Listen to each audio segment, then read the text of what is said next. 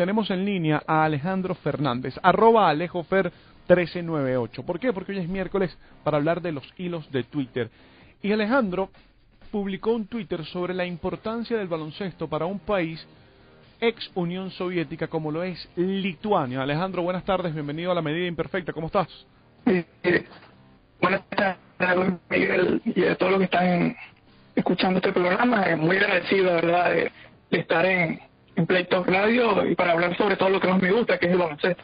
A ver, Alejandro, ¿qué te motivó a escribir el hilo sobre Lituania y la importancia de la historia que tiene el baloncesto para ese país? Bueno, a mí siempre me gustó mucho, aparte del baloncesto, que es lo que más me gusta y es mi pasión.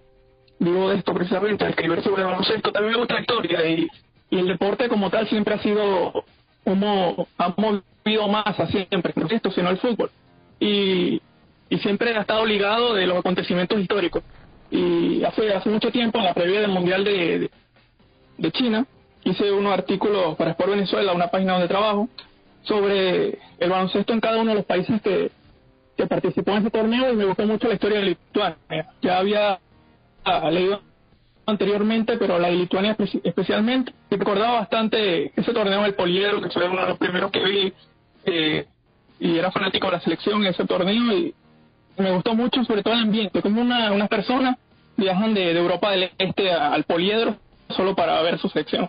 Sí, justamente ese día, el día del juego Lituania-Venezuela, yo estuve en el Poliedro de Caracas, yo fui a ese juego como aficionado. En ese momento ya trabajaba en los medios de comunicación, pero no lo cubría. Y uno veía a esos aficionados barbudos, europeos, en coloridos. Caracas. ¿Por qué el baloncesto tiene la importancia que tiene en Lituania? Bueno, en Lituania, hay que buscar el contexto de Lituania, es un país muy pequeño. Tiene 3 millones de habitantes. En Caracas hay casi el doble de habitantes que en Lituania, pero es una potencia. Y eso se debe más que todo porque en la época soviética, la única manera que tenían los lituanos de destacarse, siendo un pequeño país frente a Rusia, era con el baloncesto. Y lo tomaron como una forma de identidad cultural cuando Lituania no existía como país independiente, sino que pertenecía en ese momento a Rusia.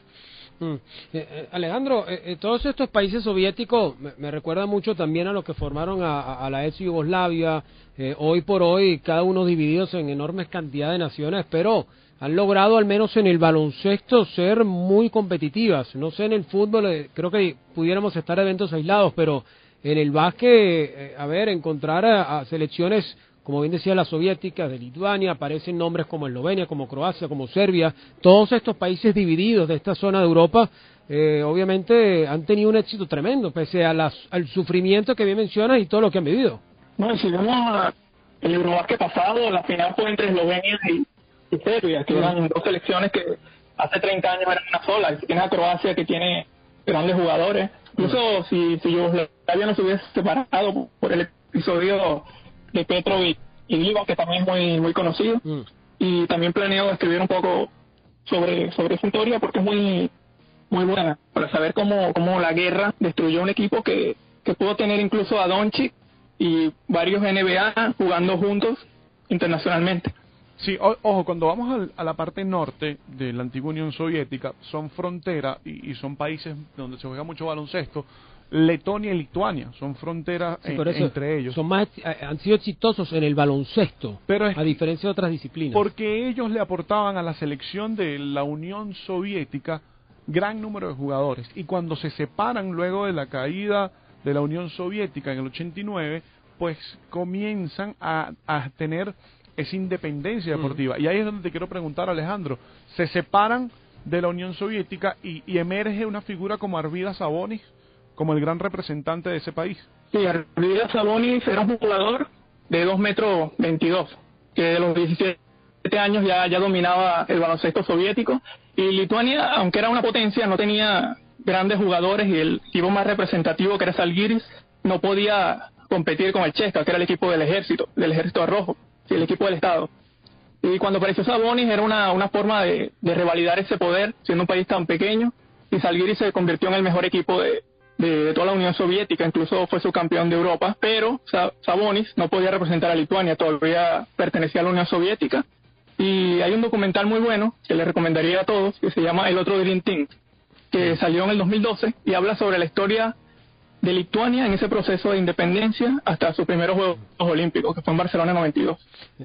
Alejandro, la historia de Lituania hasta el día de hoy, pese a ser un país con tantas adversidades, ¿cómo está? Digamos, en lo estructural, en lo deportivo, en el baloncesto, en el desarrollo que bien mencionaba después de desde los principios de los 90 prácticamente, que empezó no a faltaba renacer. ninguna competencia. ¿Cómo es la estructura al interno? Porque, a ver, puedes tener selecciones competitivas, pero internamente Lituania, ¿cómo se maneja en el mundo del básquet? Bueno, la liga lituana no es de la más poderosa de Europa, ni mucho menos, pero tienen jugadores, los exportan siempre a la NBA, casi más de 10 jugadores. Ahorita está Domantas Sabonis, que es precisamente el jugador de Indiana, que es hijo de Arvidas, y ya fue incluido en el dos estrellas de la NBA.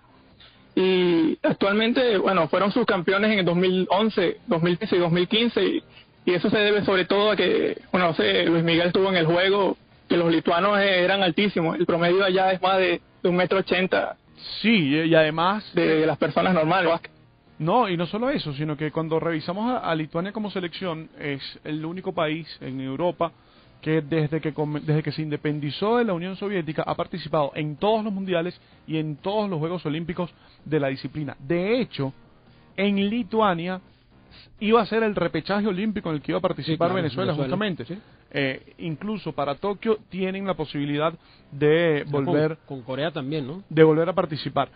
Alejandro, antes de despedir este contacto y seguir hablando de tu hilo, quería aportar que hay otro jugador, por ejemplo, Jonas Valanciunas, está jugando con Memphis en la burbuja, es también parte de esa selección de Lituania, pero hubo otro que vimos aquí en Venezuela y que fue parte esencial de un subcampeonato, como Linas Kleiza, que también fue jugador de NBA con los Denver Nuggets, y a ese lo vimos aquí en Caracas y reventó el repechaje olímpico que se realizó aquí en Caracas.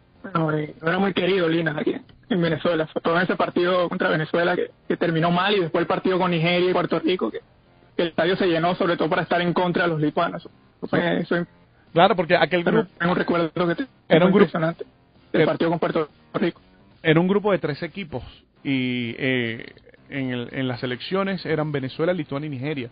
Venezuela le ganó a Nigeria, perdió con Lituania, y el último juego era Lituania-Nigeria, y los lituanos, si ganaban, clasificaba a Venezuela. Pues no, terminaron clasificando los dos equipos, tanto Nigeria como Lituania, para los Juegos Olímpicos de Londres 2012. Alejandro, te quiero agradecer tu tiempo y tu disposición para conversar con nosotros esta tarde y hablar un poco de tus hilos de Twitter. Por allí también está uno de la afición de Grecia, que son los hooligans, pero del baloncesto. Sin embargo, bueno, en @AlejoFer1398 ustedes van a conseguir 2 hilos que publicó en esta última semana